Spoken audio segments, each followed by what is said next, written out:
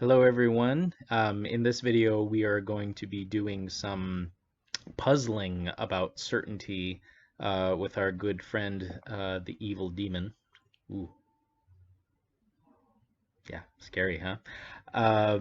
Just to introduce some topics in epistemology. Okay, now when we're talking about epistemology, we're talking about the philosophical discipline that primarily involves the study of knowledge and different kinds of knowledge.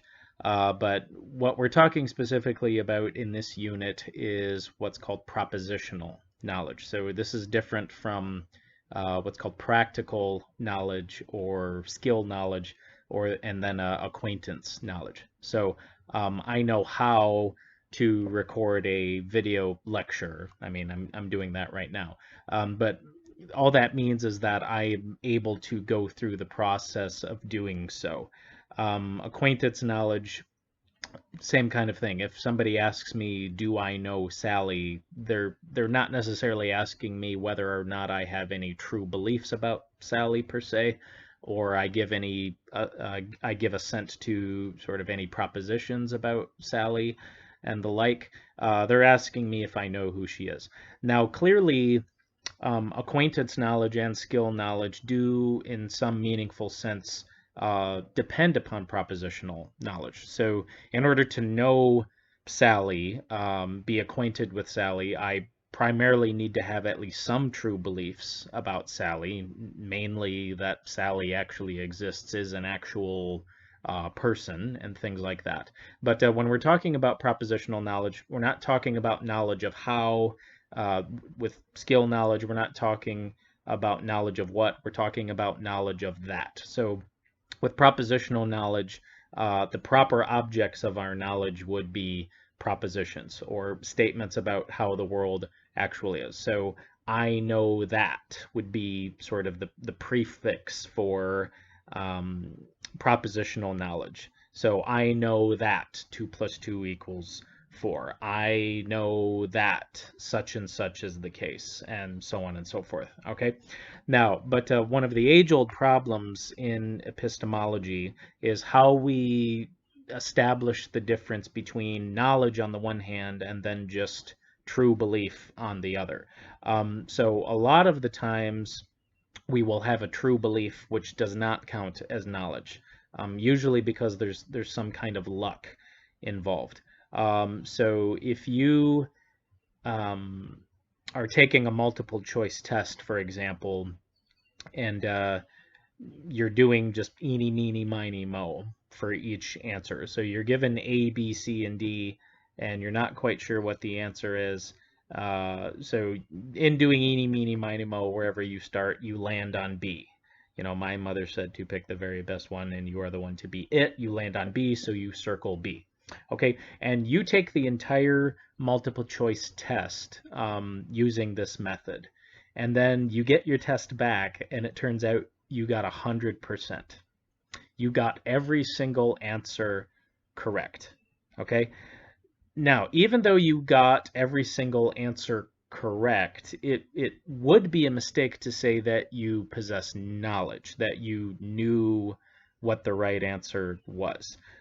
Same with true and false questions. For every true and false question, you've got a 50-50 chance of getting it right. So even if you get a true or false question correct, that doesn't necessarily mean that you knew what the right answer was. So it would be a mistake for you to get back your multiple choice test and then, see that you got 100 and, answer 3 is the one where you circled B doing eeny, meeny, miny, mo, and you say, aha, I knew it. I knew that B was the right answer. No, you didn't know it. You just got lucky.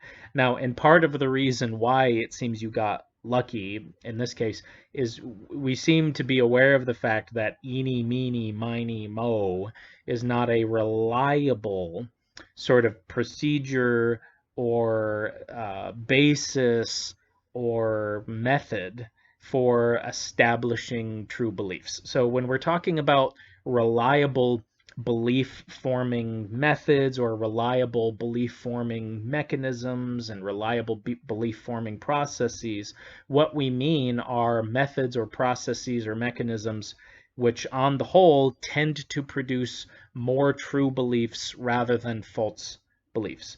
Now, and circumstances that involve just what we call lucky belief, which I'll be talking about in the next video when we actually talk about problems with giving definitions for knowledge.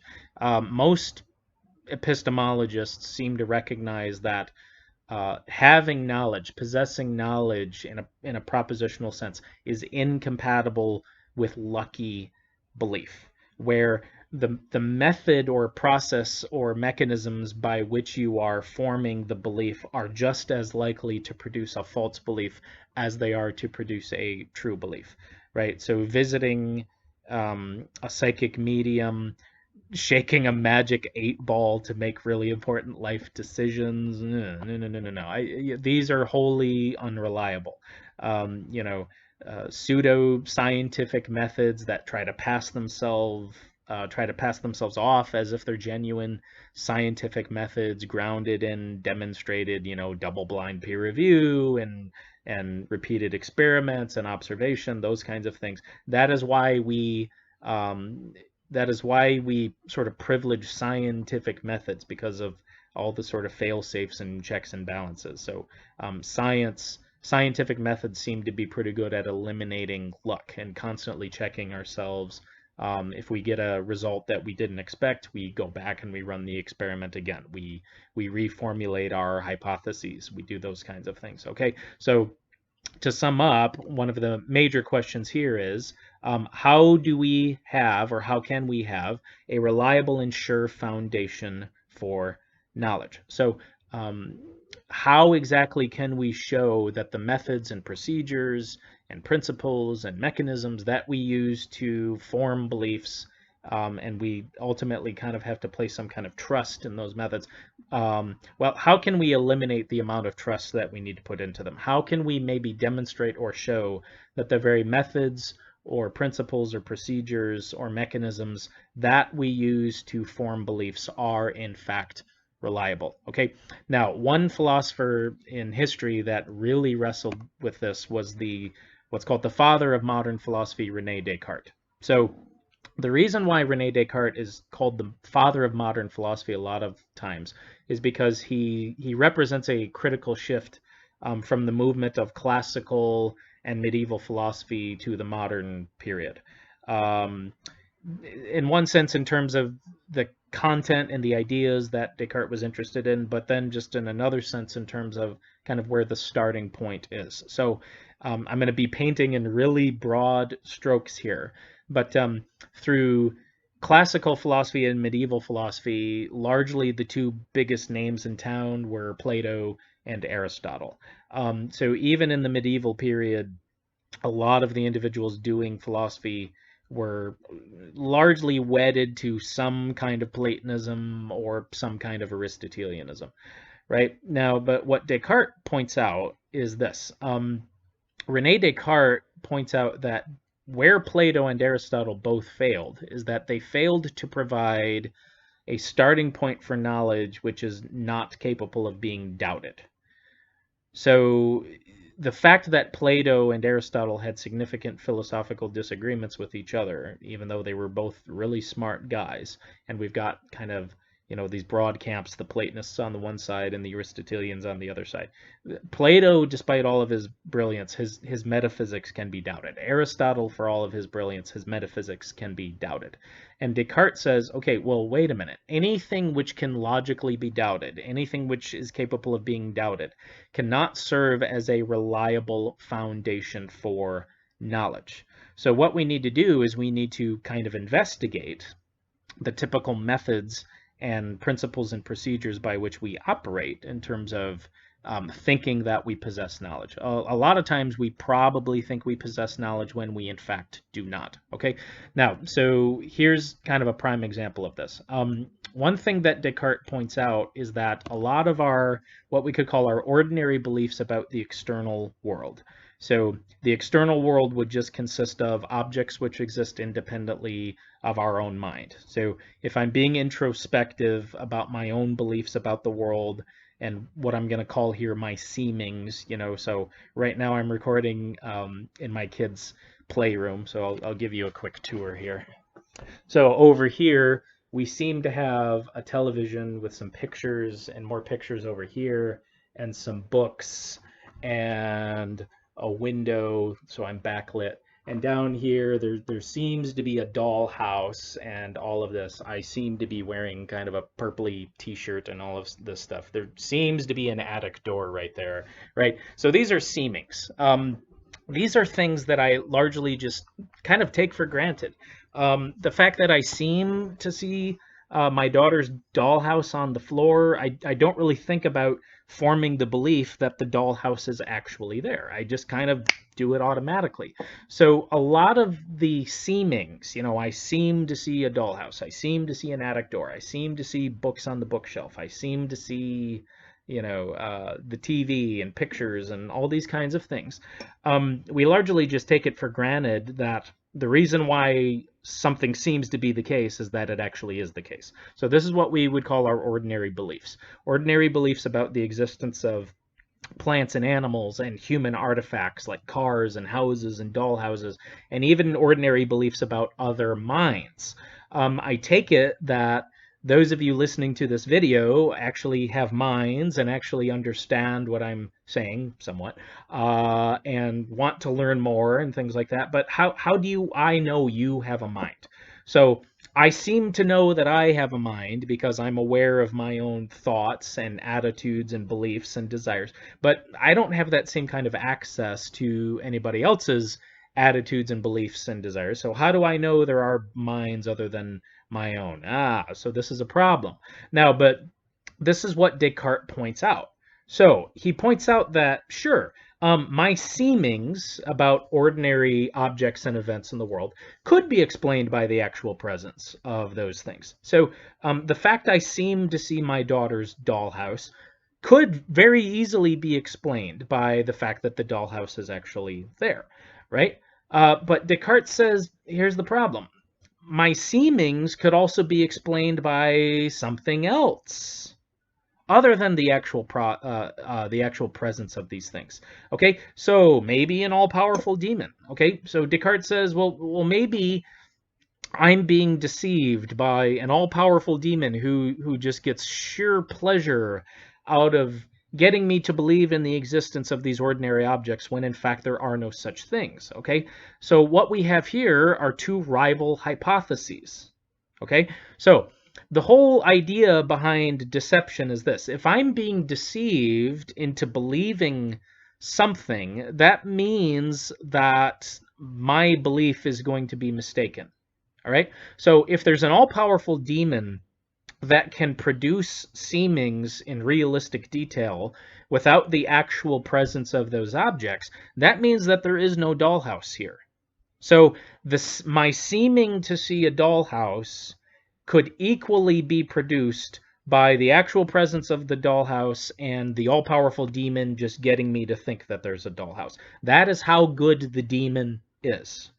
Okay, so for every seeming I seem to have, so for every what we would call phenomenological awareness, so for all the phenomenological awareness, all the seeming presence of various qualities and objects in the world that I can introspectively think about, yeah, that content that I possess mentally could be explained or produced by the actual presence of the objects, or it could be explained by something else. So maybe the demon is just producing really vivid hallucinations. So the objects in question aren't actually there, but given the vivid nature of the hallucination or the illusion, I have no reason to doubt what's happening here. Okay, so here's the problem.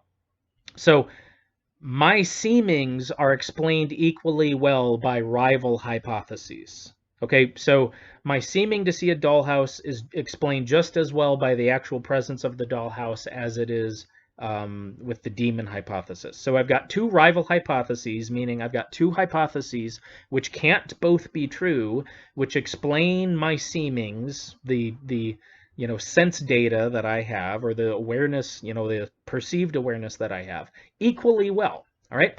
Now, but here's the problem. Sense my seemings, the content, the mental content which I'm introspectively aware of, is explained equally well by rival hypotheses, that means that the empirical data on its own, or my empirical observations on their own, don't adjudicate which one of these hypotheses is true. So if I have two rival hypotheses which would explain my observations or my seemings equally well, I can't point to those observations. I can't point to those seemings as a way of adjudicating which one of these rival hypotheses is true. So my observational data, the sense data of which I'm aware, the empirical evidence of which I'm aware, does not determine which one of these hypotheses is true. Why? Because I would expect to have the same empirical data, the same observations, the same seemings, regardless of which one of these hypotheses is true. So in technical terms, this is what we mean when we say that we have underdetermination. This comes up in philosophy of science, right?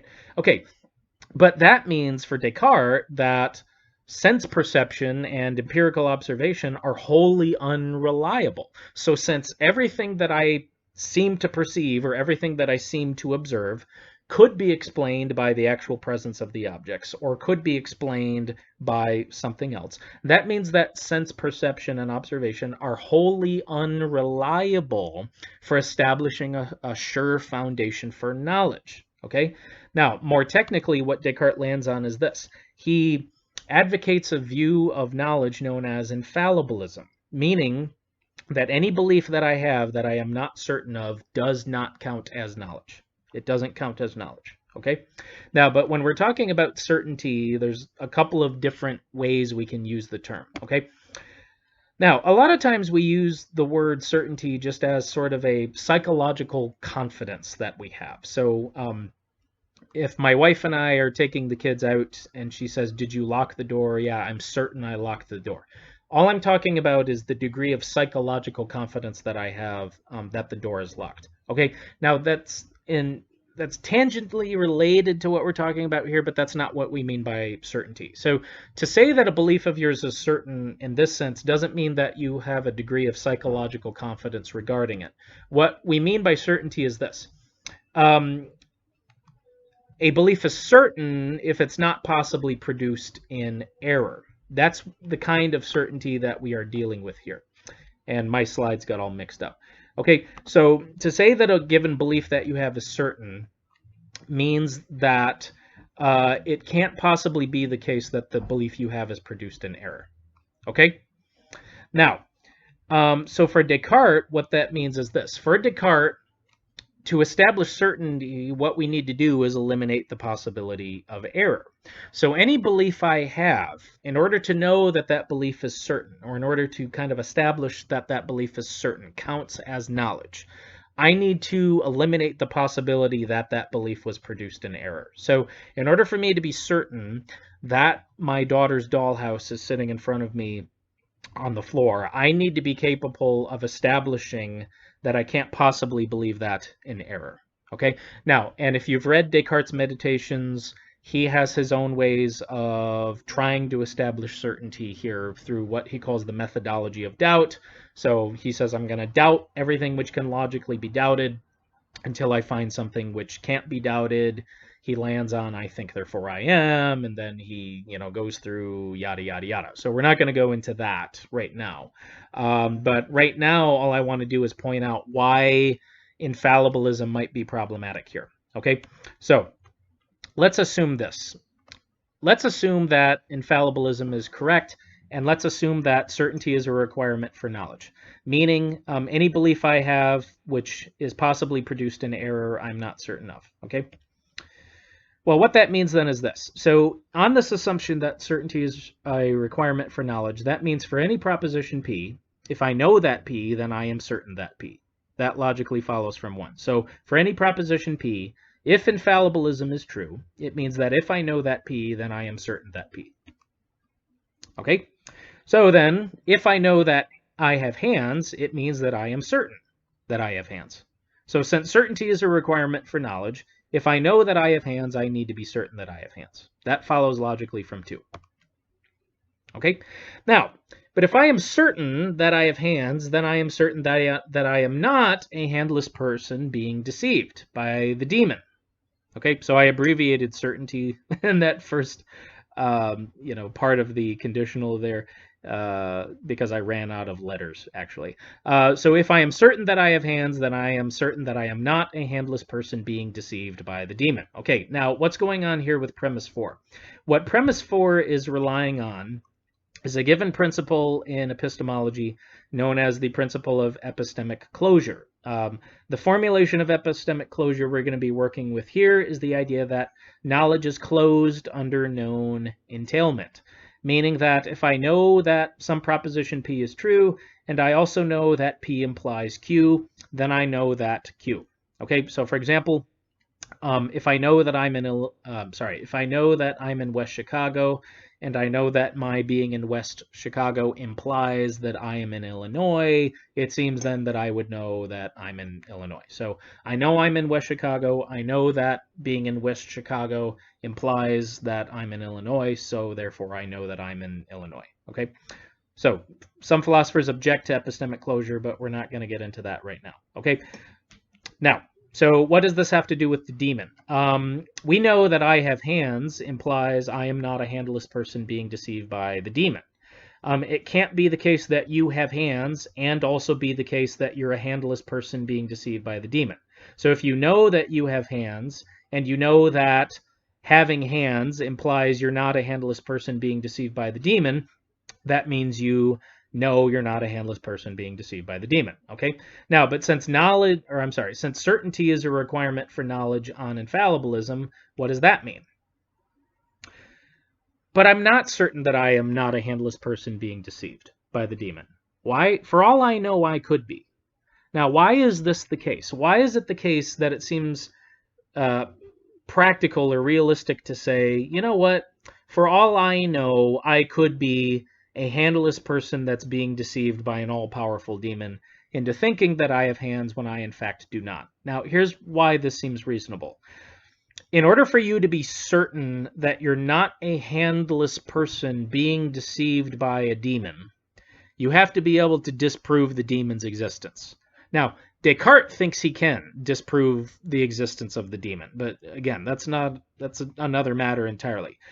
If you don't think you can disprove the existence of the all-powerful demon, if you, in investigating your powers of knowledge and say, okay, I can't, from where I stand, eliminate the possibility that I'm a handless person being deceived by a demon, that means you're not certain that you're not a handless person being deceived by a demon. At least if, in order to be certain, it's required that we eliminate the possibility of being mistaken. If being certain means you have to be able to eliminate the possibility of being mistaken, if you can't eliminate the possibility of being mistaken, then you're not certain. Now, and here's why you can't just do this. Of course I'm certain I have hands. Look, I seem to have hands. Well, once again, you would seem to have hands regardless of whether you actually did, on the assumption that there could be an all-powerful demon, right? So if you were a handless person being deceived by the demon, wouldn't your experience be exactly like this? Yeah, it would. So if you have hands, you would seem to, but if you're a handless person being deceived by an all-powerful demon, you would seem to. So once again, the fact you seem to can't adjudicate which one of these theories or hypotheses is actually true, and that's why this is a problem, all right? So I'm not certain that I'm not a handless person being deceived by the demon. For all I know, I could be such, a victim of such deception, okay? But what does that mean? But that means I'm not certain that I have hands, right? If I'm not certain that I'm not a handless person being deceived by a demon, that means I'm not certain that I have hands. That follows from 4 and 5. However, if I'm not certain that I have hands, that means I do not know that I have hands. That follows logically from 3 and 6. So if certainty is a requirement for knowledge, if you're not certain that you have hands, that means that you don't know you have hands. Okay, now why pick hands? Well, here's the issue. If you're not certain that you have hands, which is one of the more common beliefs that we tend to have, how the hell can you be certain of anything else? If you don't know you have hands, how can you know there are dollhouses and cars and cool animals and other minds and cases of beer and tacos and guacamole to put on those tacos and salsa to put on those tacos? I want tacos, in case you're wondering. How can you know anything else? So if the idea that you have hands is not safe from these kind of skeptical doubts, what other kinds of beliefs could you possibly have that would be safe from your skeptical doubts? That's the problem. So if you don't even know you have hands, it seems you don't know much of anything else either. Okay, so this is a problem.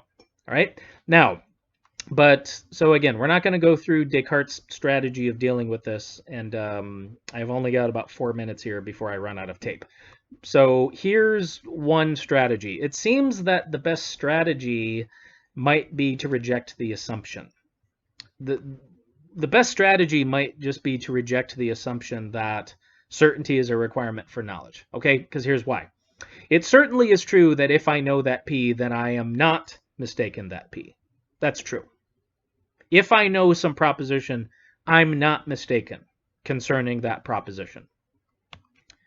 But that's not what the infallibilist thesis says. The infallibilist thesis says, if I know that P, then I can't possibly be mistaken that P. That's a different claim entirely, right? So there's a difference between saying I'm not an astronaut, because I'm not an astronaut. That's true. But I can't possibly be an astronaut? That seems to be way too strong of a claim, okay? So keep in mind, the infallibilist thesis is not that a belief is certain if it's not produced in error, or if it's something you're not mistaken about. That's this claim, right? This claim is true. But that's not what the infallibilist says, or at least this kind of infallibilist. This kind of infallibilist says, no, if I know that P, I can't possibly be mistaken that P. Right?